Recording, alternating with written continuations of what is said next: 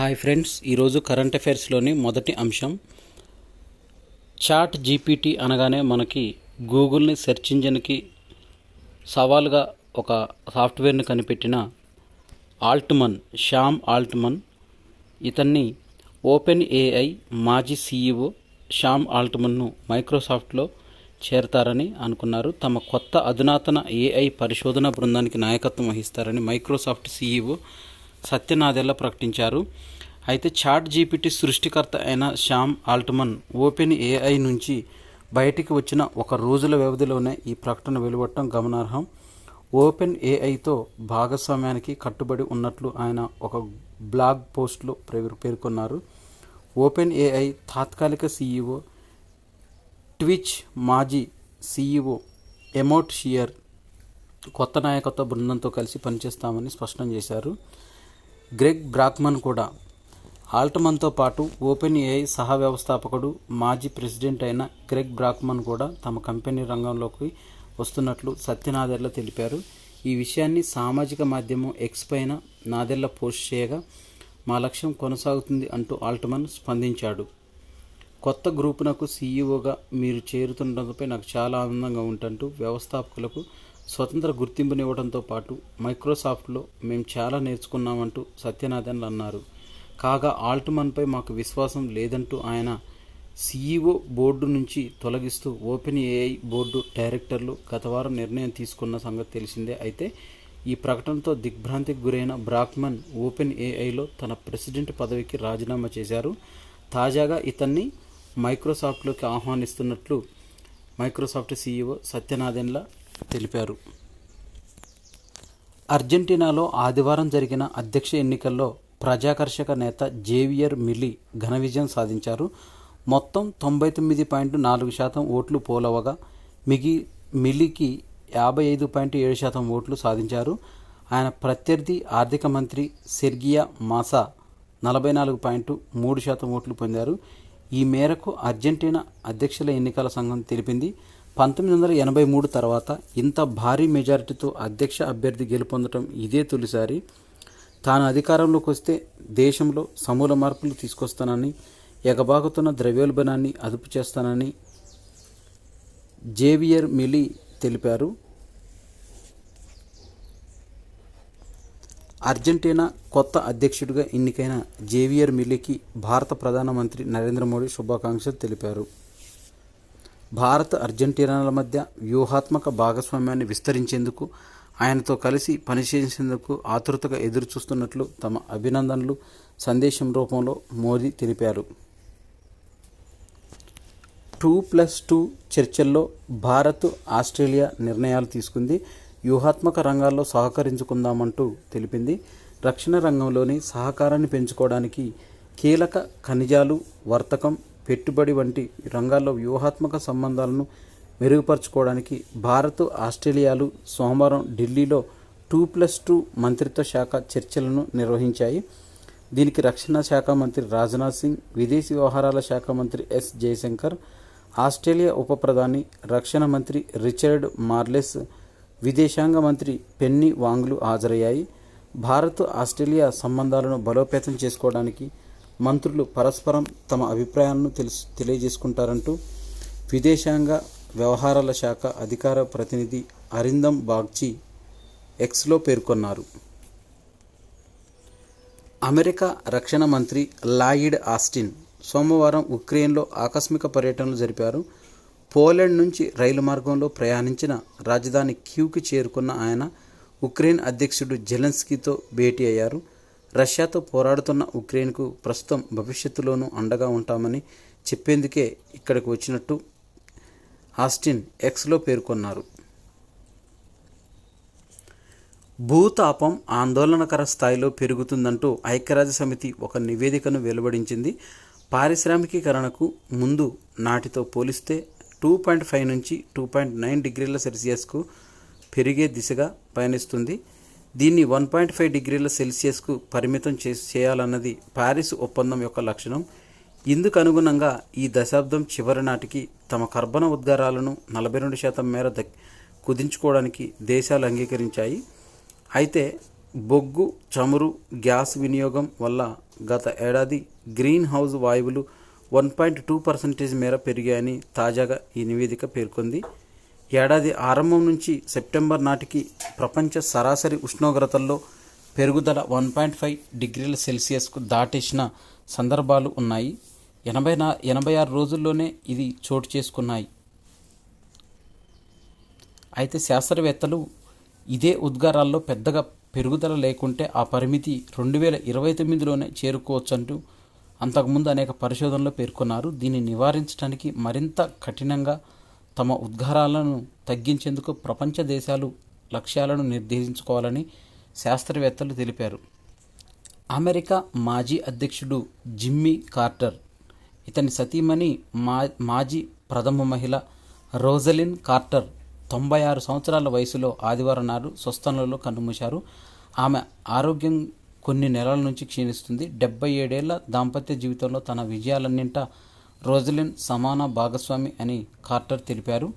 పూర్వ దేశాధ్యక్షుల సతీమణులకు భిన్నంగా ఆమె అమెరికా మంత్రివర్గ సమావేశంలో పాల్గొనేవారని అధికారులు తెలిపారు. 1977 నుంచి 81 మధ్య అధ్యక్షుడిగా ఉన్న జిమ్మీ కార్టర్ తదుపరి ఎన్నికల్లో ఓడిపోయారు. అల్బేనియా పార్లమెంటును ప్రతిపక్ష సభ్యుడు సోమవారం అట్టుడికించారు. ఏకంగా సభలో పొగబాము పీల్చి మంటలు పుట్టించారు. హాలు మధ్యలో ఒక దానిపై ఒకటి కుప్పగా కుర్చీలు పేర్చారు. వచ్చే ఏడాది బడ్జెట్పై ఓటింగ్ సందర్భంగా ప్రధానమంత్రి ఎది రామా తమ కుర్చీలో కూర్చుండగానే డెమోక్రాటిక్ ఎంపీలు రాద్ధాంతం సృష్టించారు. ఈ సందర్భంగా వారు అధికార పక్షం వైపు దూసుకు వెళ్తూ భద్రతా సిబ్బందిని నిలువరించారు. ఈ క్రమంలో అధికార వామపక్ష సోషలిస్టులు అత్యవసరంగా ఓటింగ్ పూర్తి చేసి 5 నిమిషాల వ్యవధిలోనే ఈ సభను ముగించారు. హైకోర్టు న్యాయమూర్తుల బదిలీ విషయంలో కొలీజియం పంపిన సిఫారసులపైన కేంద్ర ప్రభుత్వం అనుసరిస్తున్న వైఖరిని సుప్రీంకోర్టు ఆక్షేపించింది. తాము చేసిన సిఫార్సుల్లో కొన్ని పేర్లకే ఆమోదం చెప్తూ అభిష్టానికి తగ్గట్లు ఎంపిక విధానాన్ని పాటిస్తుంది వ్యాఖ్యానించింది. ఇది మంచి పరిణామమని కాదని సృష్టించింది. బదిలీ కోసం 11 మంది జడ్జీల పేర్లను కొలీజియం సిఫార్సు చేయగా అందులో 5గురే బదిలీ అయ్యారని వివరించింది. 6 పేర్లు ఇంకా కేంద్రం వద్ద పెండింగ్లో ఉన్నాయంటూ తెలిపింది. జడ్జీలుగా నియమితులు కావడానికి ఎవరైనా ఎందుకు అంగీకరిస్తారు? ఇదే విషయంపైన మేము గతంలో కొన్ని వ్యాఖ్యలు చేశామంటూ న్యాయమూర్తిగా ఉన్న తనను ఏ సీనియారిటీలో ఉంచుతామని ఒక అభ్యర్థికి తెలిపారు. లేదంటే అర్హులైన అభ్యర్థులను ఒప్పించడం కష్టమవుతుందంటూ ధర్మాసనం తెలిపింది. ఉత్తరప్రదేశ్లోని అయోధ్య భవ్య రామ మందిరంలో రామ్ లల్లా ప్రాణ ప్రతిష్టకు ముహూర్తం ఖరారైంది. వచ్చే ఏడాది జనవరి 22న మధ్యాహ్నం 12:20 జరిగే ప్రాణప్రతిష్ఠ కార్యక్రమంలో భారత ప్రధానమంత్రి నరేంద్ర మోడీ పాల్గొననున్నారు. ఈ వేడుకలకు 4 దశలుగా విభజించారు. తొలి దశలో పలు స్టీరింగ్ కమిటీలను ఏర్పాటు చేసి కార్యక్రమ నిర్వహణకు అంతరాయం కలగకుండా జాగ్రత్తలు తీసుకుంటారు. రెండవ దశలో 10 కోట్ల కుటుంబాలకు రాముడి చిత్రపటం, కరపత్రం అందించనున్నారు. మూడో దశలో జనవరి 22న దేశంలోని అనేక ప్రాంతాల్లో వేడుకలు నిర్వహించనున్నారు. 4వ దశలో జనవరి 26 నుంచి భక్తులకు రామయ్య దర్శనం కల్పించనున్నారు. మరోవైపు 14న అయోధ్య నగరానికి కార్యక్రమానికి ఏర్పాట్లు పూర్తి చేశారు.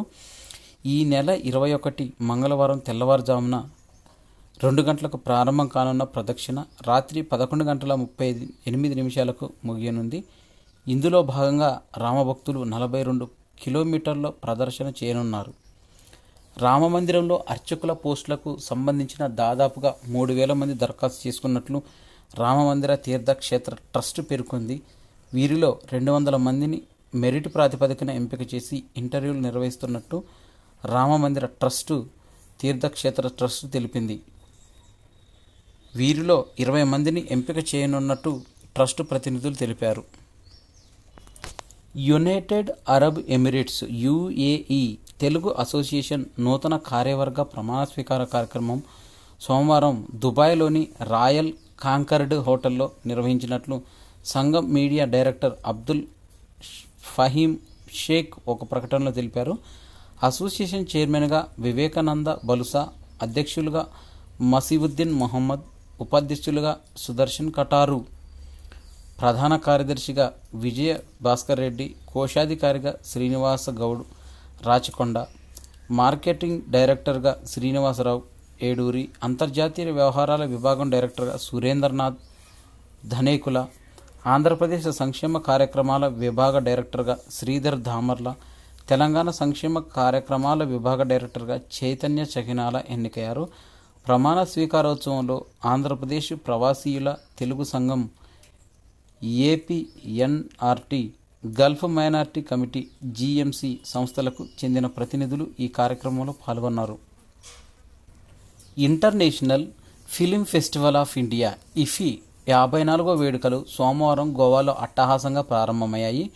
పనాజీలోని శ్యామ్ ప్రసాద్ ముఖర్జీ ఇండోర్ స్టేడియంలో కేంద్ర సమాచార ప్రసారాల శాఖ మంత్రి అయిన అనురాగ్ ఠాకూర్ ఈ వేడుకలను ప్రారంభించారు. బ్రిటిష్ దర్శకుడు స్టూవర్ట్ గాట్ తీసిన క్యాచింగ్ డస్ట్ చిత్ర ప్రదర్శనతో మొదలైన ఈ చిత్రోత్సవంలో ప్రముఖ బాలీవుడ్ నటి మాధురి దీక్షిత్కి ప్రత్యేక గుర్తింపు లభించింది.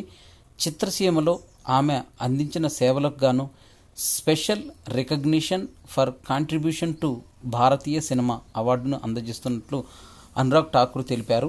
4 దశాబ్దాలుగా ఆమె తన ప్రతిభపై వెండితెరపై కనిపిస్తూ ప్రేక్షకులను అలరిస్తున్నారు.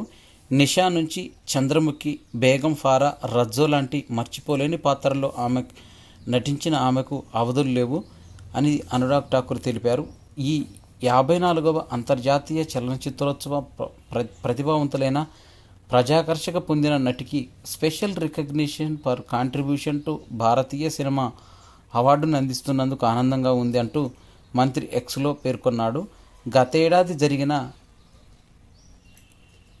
ఐఎఫ్ఎఫ్ఐ ఇఫీ చిత్రోత్సవ వేడుకల్లో కూడా మాధురి దీక్షిత్కు ఇండియన్ ఫిలిం పర్సనాలిటీ గుర్తింపు లభించింది. 9 రోజుల పాటు జరిగే ఈ వేడుకలు నవంబర్ 28న ముగియనున్నాయి. వచ్చే సంవత్సరము భారత్ యొక్క వాస్తవ జీడిపి వృద్ధి స్వల్పంగా 6.3% తగ్గే అవకాశం ఉందంటూ అమెరికాకు చెందిన ఓ బ్రోకరేజీ సంస్థ వెల్లడించింది. 2023 జీడిపి వృద్ధి 6.4%గా ఉన్న సంగతి తెలిసిందే. అయితే వచ్చే సంవత్సరం 2 విభాగాలుగా ఉండనుంది. సార్వత్రిక ఎన్నికలకు ముందు ప్రభుత్వ వ్యయాలు వృద్ధికి కీలకం అవుతాయి.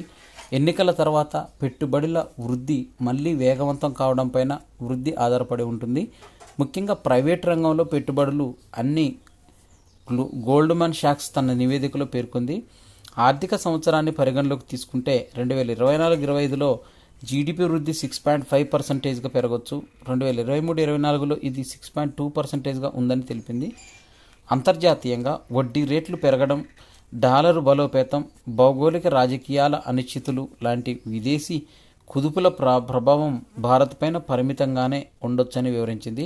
అయితే 2024 ఏప్రిల్ టు జూన్లో జరగనున్న సార్వత్రిక ఎన్నికల వల్ల కాంగ్రెస్ రాజకీయ అనిశ్చితుల నుంచే ప్రధాన ముప్పు పొంచి ఉందని తెలిపింది. ఈ ఏడాది జూలై టు సెప్టెంబర్లో హైదరాబాద్లో కార్యాలయ స్థలాల కోసం గిరాకీ ఏడాది క్రితంతో పోలిస్తే 4 రెట్లు పెరిగిందని స్థిరాక్సి కన్సల్టెంట్ సంస్థ వెస్టానియన్ రూపొందించిన నివేదికలో తెలిపింది. 2022 మూడో త్రైమాసికంలో 1 మిలియన్ చదరపడుగుల కార్యాలయ స్థలానికి గిరాకీ లభిస్తే ఈ ఏడాది అదే కాలంలో 3.7 మిలియన్ చదరపడుగులకు చేరిందని పేర్కొంది. దేశంలోని 7 ప్రధాన నగరాలకు సంబంధించిన సంస్థ ఈ నివేదికలో విశ్లేషించింది. ఈ నగరాలన్నింటిలోన కలిపి గిరాకీ 13.11 మిలియన్ చదరపు అడుగులు నుంచి 21% పెరిగింది. 15.9 మిలియన్ చదరపు అడుగులకు చేరిందని తెలిపింది. కొత్త కార్యాలయ సరఫరా 26% పెరిగి 13.4 మిలియన్ చదరపు అడుగులు నమోదైందని విశ్లేషించింది. దేశవ్యాప్తంగా కార్యాలయాల స్థలాల అద్దె పరిణామంలో దక్షిణాది నగరాలే అత్యధిక వాటా కలిగి ఉన్నాయంటూ మున్ముందు గిరాకీ పుంజుకుండటంతో అద్దెలు కూడా ఈ నగరాల్లో పెరిగే అవకాశం ఉంది. 25% వాటాతో ఐటీ ఆధారిత సేవల రంగం కార్యాలయాల సంస్థల లీజింగ్లో ముందు వరుసలో ఉంది. ఫ్యూచర్ అండ్ ఆప్షన్స్ S&O విభాగంలో 90% మంది మదుపర్లు తమ డబ్బును పోగొట్టుకున్నారు. ఆ విభాగం పైన అధికులకు ఉన్న ఆసక్తిని గమనిస్తే తనకు గందరగోళంగా ఆశ్చర్యకరంగా అనిపిస్తుందంటూ SEBI securities and exchange board of India chairperson Madhabi Puri Buch పేర్కొన్నారు. మదుపర్లు దీర్ఘకాలిక దృష్టితో పెట్టుబడులు పెట్టాలి, ద్రవ్యోల్బణాన్ని తట్టుకుని మరీ ప్రతిఫలాలు అందుకోవాలంటే ఈ వ్యూహమే చాలా మంచిదని అన్నారు. సోమవారం ఇక్కడ బాంబే స్టాక్ ఎక్స్చేంజిలో BSEలో జరిగిన ఒక కార్యక్రమంలో ఆమె మాట్లాడుతూ F&O విభాగంలో ట్రేడింగ్లో పాల్గొన్న 45.24 లక్షల మంది కేవలం 11% మందే లాభాలు పొందుతారని సెబీ నిర్వహించిన ఒక పరిశోధనలో తేలింది.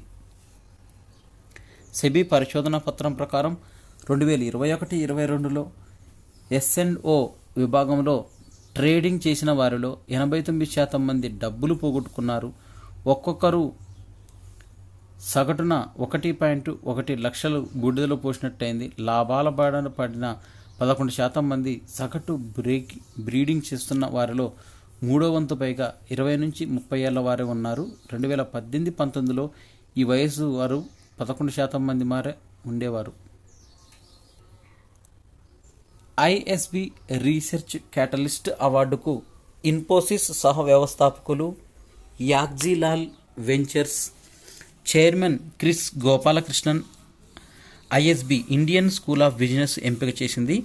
24న మొహాలీ క్యాంపస్లో జరిగిన ISB ఇన్సైట్స్ ఫోరంలో ఈ అవార్డును ప్రదానం చేస్తారు. ఈ సందర్భంగా క్రిస్ గోపాలకృష్ణన్, రాకేష్ భారతి మిత్తల్, జాన్ గీడ్ ఫైనాన్షియల్ టైమ్స్ దక్షిణాసియా ఎడిటర్తో ప్రత్యేక చర్చాగోష్ఠిని ఏర్పాటు చేశారు. మన దేశంలో పరిశోధనా కార్యకలాపాలు విస్తృతంగా కావడానికి ముఖ్యంగా అంకుర సంస్థలు అభివృద్ధికి క్రిస్ ఎంతగానో కృషి చేశారంటూ ఇండియన్ స్కూల్ ఆఫ్ బిజినెస్ పేర్కొంది. ఇండియా పోస్ట్తో కుదుర్చుకున్న భాగస్వామ్యం కింద పోస్టాఫీసులో డిజిటల్ పార్సిల్ లాకర్లను సేవలను ప్రారంభిస్తున్నట్లు బ్లూ డార్ట్ పేర్కొంది. ఎటువంటి రసీదు, ప్యాకేజీపై సంతకం అవసరం లేకుండానే వినియోగదారులు పార్సిళ్లను ఈ లాకర్ల నుంచి తీసుకోవచ్చు. బ్లూ డార్ట్, ఇండియా పోస్టులు వ్యూహాత్మకంగా భాగస్వామ్యాన్ని కుదుర్చుకున్నాయి. దీనివల్ల వినియోగదారులకు అదనపు డెలివరీ పద్ధతులను తీసుకొచ్చినట్లయిందని కంపెనీ పేర్కొంది.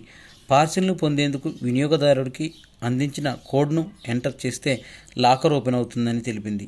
ఏ సమయంలోనైనా డెలివరీలను తీసుకోవచ్చని, అధీకృత వ్యక్తులే ప్యాకేజీ అందుకోవాల్సి ఉంటుందని తెలిపింది. ఉక్రెయిన్ స్నైపర్ ఏకంగా 2.5 మైళ్ళు అంటే 3.8 కిలోమీటర్ల దూరంలోని రష్యన్ సైనికుడిని కాల్చి చంపి ఒక కొత్త రికార్డును సృష్టించాడు. ఉక్రెయిన్ సెక్యూరిటీ సర్వీసుకు చెందిన ఓ సైనికుడు ఇటీవల ఈ ప్రపంచ రికార్డును నెలకొల్పాడు. ఆ దేశ మీడియా వెల్లడించింది. అంతకుముందు కెనడాలోని సోషల్ ఫోర్సెస్ చెందిన ఓ సైనికుడి పేరు మీద ఉన్న రికార్డు ఉంది. 2017లో అతను ఇరాక్లో 3.54 కిలోమీటర్ల దూరంలోని శత్రువుని మట్టుపెట్టాడు. ఇక 2009లో ఒక బ్రిటిష్ స్నైపర్ ఆఫ్ఘనిస్తాన్లోని ఓ తాలిబాన్కు 2.47 కిలోమీటర్ల దూరం నుంచి కాల్చి చంపాడు. లాంగ్ ఫార్మాట్లో ప్రపంచ బిలియర్డ్స్ ఛాంపియన్గా భారత స్టార్ పంకజ్ అద్వానీకి 26వ ప్రపంచ టైటిల్ సొంతం చేసుకున్నాడు. బిలియర్డ్స్ స్నూకర్లో భారత దిగ్గజ క్రీడాకారుడు పంకజ్ అద్వానీ మరోసారి అంతర్జాతీయ వేదికపైన మెరిచాడు. అంతర్జాతీయ బిలియర్డ్స్ స్నూకర్ సమాఖ్య IBSF ఆధ్వర్యంలో నిర్వహించిన ప్రపంచ బిలియర్డ్స్ లాంగ్ ఫార్మాట్లో 38 ఏళ్ల పంకజ్ అద్వానీ విజేతగా నిలిచాడు. సోమవారం జరిగిన ఫైనల్లో పంకజ్ అద్వానీ 1416 పాయింట్ల తేడాతో భారత్కి చెందిన సౌరవ్ కొటారిలపైన గెలుపొందారు.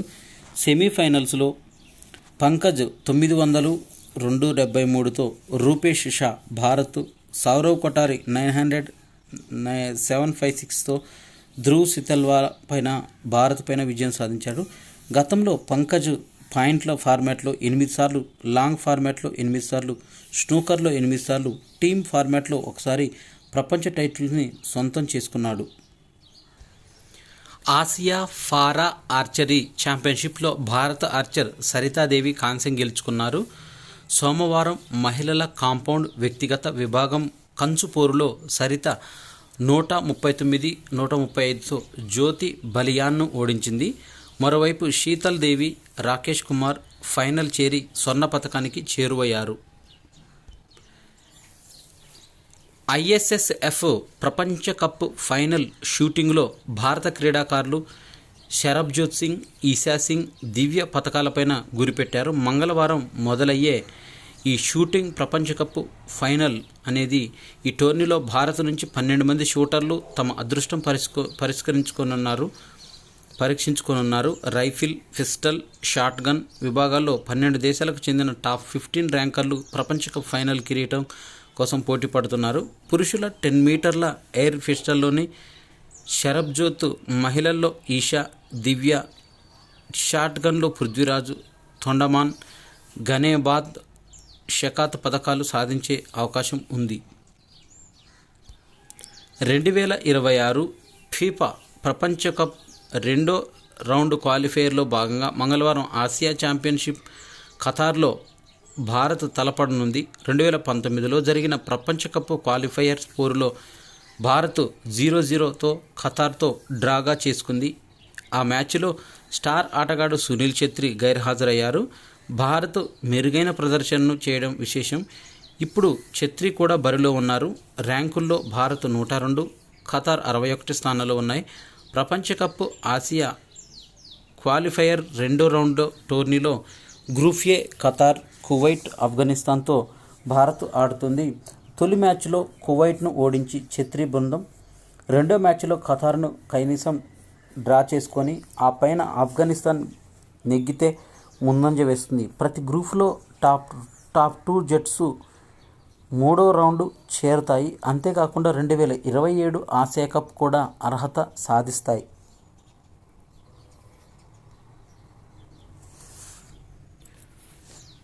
భారత స్టార్ షట్టర్లు HS ప్రణయ్, లక్ష్య సేన్ 2024 ప్యారిస్ ఒలింపిక్స్ పైన దృష్టి సారించారు. మంగళవారం ప్రారంభం కానున్న చైనా మాస్టర్ సూపర్ 750 టోర్నీలో వీరు ర్యాంకింగ్స్ పాయింట్లనే లక్ష్యంగా బరిలో దిగుతున్నారు. వచ్చే ఏడాది ఏప్రిల్లో 28 లోపు టాప్ 16 ర్యాంకింగ్స్లో ఉన్న క్రీడాకారులు ఒలింపిక్స్కు అర్హత సాధిస్తారు. ఈ నేపథ్యంలో సీజన్లో చివరి సూపర్ టోర్నీలో వీరిని ఎక్కువ పాయింట్లు రాబట్టి ఒలింపిక్స్ రేసులో నిలవాలని ప్రణయ్, లక్ష్య భావిస్తున్నారు. నోవాక్ జోకోవిచ్ ఖాతాలో మరో రికార్డు. ATP ఫైనల్స్లో టోర్నీలో విజేతగా నిలిచిన ఈ సెర్బియా యోధుడు రోజర్ ఫెదరర్ 6ను దాటి 7వ ట్రోఫీ సాధించిన తొలి ఆటగాడిగా నిలిచాడు. ఫైనల్లో జెకో 6-3, 6-3తో జానిక్ సీనర్ ఇటలీని ఓడించాడు. 1:43 సాగిన ఈ మ్యాచ్లో తేలిగ్గా మ్యాచ్ను సొంతం చేసుకున్నారు. ఈ ఏడాది ఆరంభంలో 10వ ఆస్ట్రేలియన్ ఓపెన్ నెగ్గడం ద్వారా రికార్డు స్థాయిలో 23వ సింగిల్స్ను టైటిల్ సొంతం చేసుకున్న జెకో వింబుల్డన్లోనూ ఫైనల్ చేరిన కార్లోస్ అల్కరాజ్ చేతిలో ఓడాడు. కానీ ఈ ఏడాది చివరి గ్రాండ్ స్లామ్ అయిన US ఓపెన్ నెగ్గి సత్తా చాటాడు. మళ్ళీ ATP ఫైనల్స్ టోర్నీలో గెలిచే క్రమంలో నంబర్ 1 ర్యాంకును కైవసం చేసుకున్నాడు. 400 వారాలు నంబర్ 1గా కొనసాగిన ఆటగాడిగా జెకో రికార్డు సృష్టించాడు.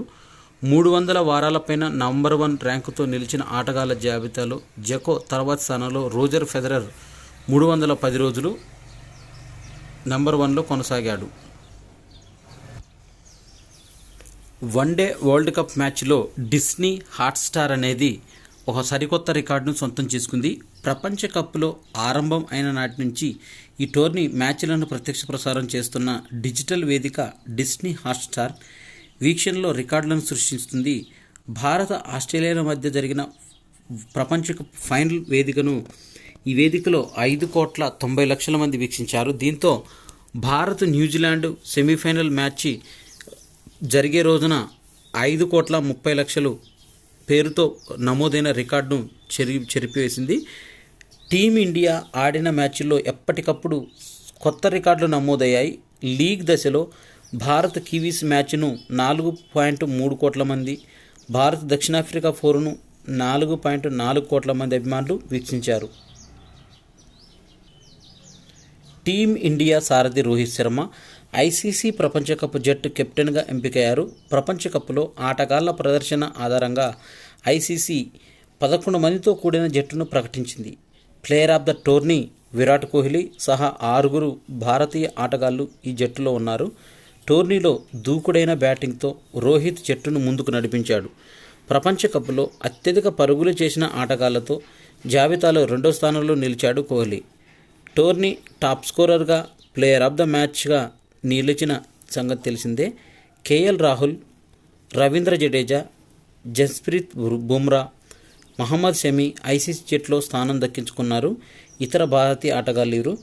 టోర్నీ విజేత ఆస్ట్రేలియా నుంచి మాక్స్వెల్, ఆడమ్ జంపాలకు కూడా స్థానం లభించింది.